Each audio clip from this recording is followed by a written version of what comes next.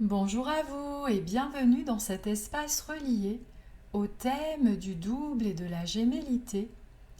Je suis Marie Harim, orthophoniste holistique, guidée par la voix des angéliques. Alors aujourd'hui, je vais vous parler d'un sujet qui me tient à cœur et dans lequel je vais mettre toutes mes lueurs. Pour résumer, je vais aborder le sujet de la gémellité reliée. Et oui, il y a tout juste 2 mois, j'ai eu l'immense chance de revivre une partie de ma vie intra-utérine et d'accéder à des mémoires et ressentis de cette période de vie si particulière quand j'étais encore une lumière embryonnaire. Et quand je dis embryon, je raisonne avec le on, car dans le ventre maternel, nous étions deux, je me rappelle. Beaucoup d'émotions de retrouver ce jumeau juste à cet endroit-là.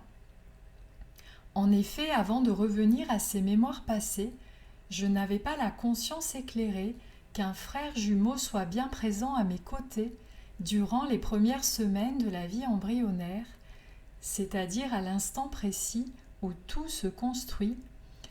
Et ce frère jumeau, je l'ai cherché tout au long de ma vie, sans penser qu'il avait existé aussi près de moi ici. Car avant cette découverte, je ressentais déjà vivre en présence d'une âme jumelle. Et quand je parlais d'âme jumelle, je nous voyais comme deux âmes arrivées en même temps, incarnées dans deux familles différenciées, alors que ce jumeau identifié était bien présent à mes côtés. Dans ce même espace du ventre maternel, nous étions reliés, je me rappelle. Être jumeaux in utero, une expérience de fusion, un océan d'amour nous réalisions, avant cette douloureuse séparation et son ultime disparition, des années de vie pour me souvenir de lui, de nous, de son départ dans la lumière, cette véritable mort embryonnaire, pour repartir au ciel.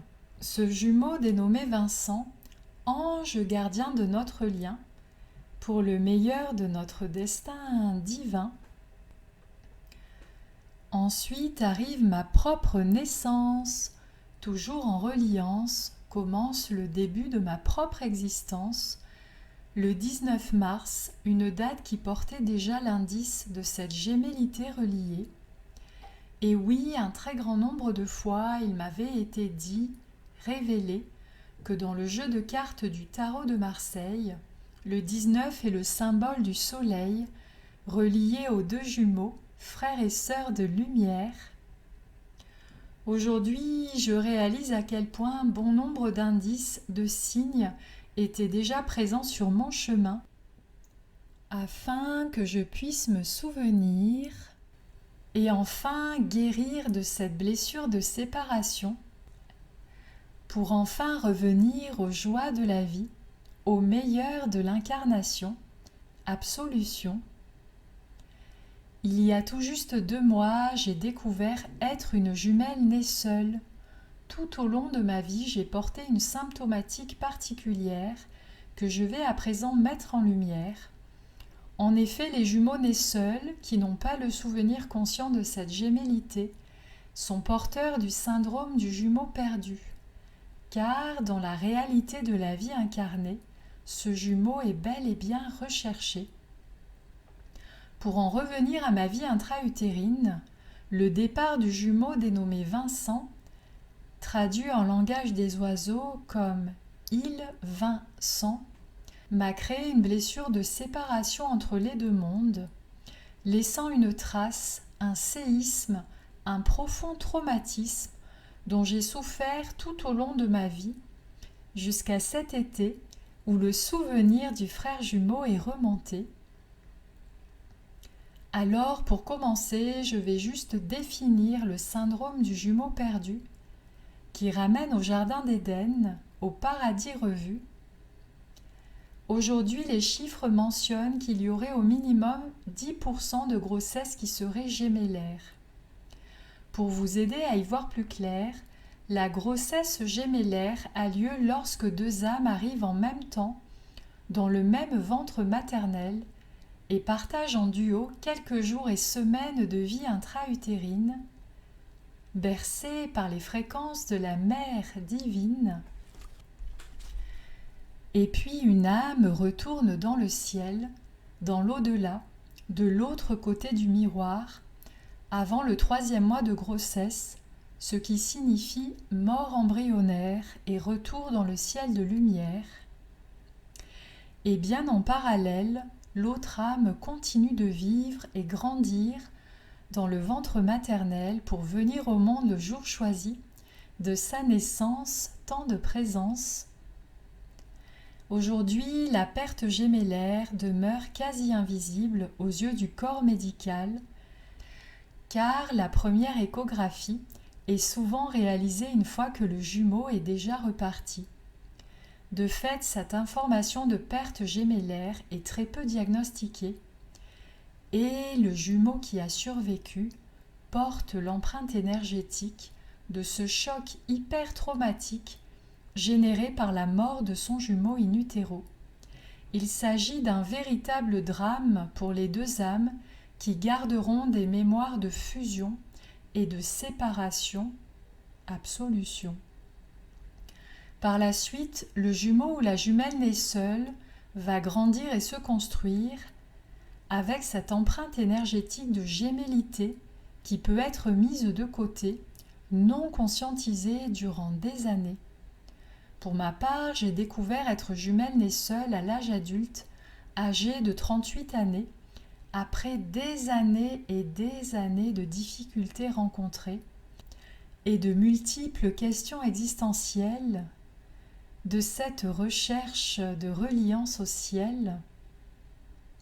L'ensemble des symptômes reliés à cette gémellité forment le syndrome du jumeau perdu. Pour en revenir à ma propre histoire, depuis ma naissance, j'étais en quête de retrouver ce jumeau, ce frère de lumière dans la matière. Aujourd'hui, j'ai l'immense chance de me souvenir de lui et accepter son départ au ciel aussi change tout dans ma vie pour le meilleur qui nous relie. Avant cette découverte, j'avais écrit un texte que je partage ici comme une flamme de vie qui nous réunit. J'aimerais voir la vérité sur ce lien de gémellité. Bien vu cette histoire de flamme jumelle qui m'appelle et me rappelle notre lien angélique éternel. Je sais que tu existes quelque part dans ce monde féerique. J'émets le souhait de nous retrouver dans ce monde magnifique incarné. Je demande à voir la vérité au sujet de cette gémellité. J'aimerais bien te revoir, âme jumelle, frère jumeau, et j'envoie mes prières au feu sacré de la lumière. Alors, pour éclairer ce texte particulier, je vais aborder le lien entre le parcours de flamme jumelle et le syndrome du jumeau perdu.